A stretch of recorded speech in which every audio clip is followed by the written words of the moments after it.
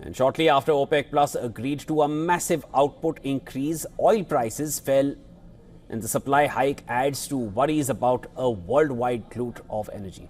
That also comes when the US-led trade war might be slowing economic growth and reducing energy use.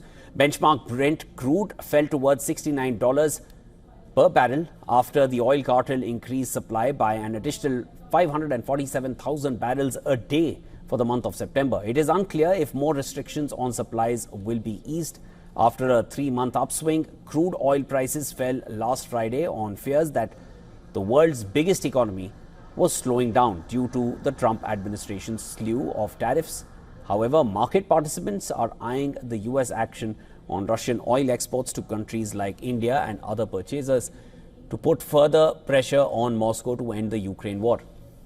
Yulia Zheskova-Grigby, analyst at Goldman Sachs, said, and I quote, "While OPEC Plus policy remains flexible and the geopolitical outlook uncertain, we assume that OPEC Plus keeps required production unchanged after September."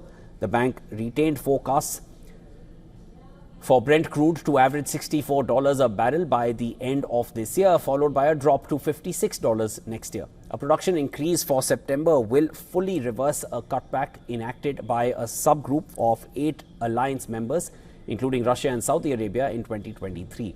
Now, the gradual increase in supply over the past several months has been perceived by many as the cartel's determined attempt to regain control of the market.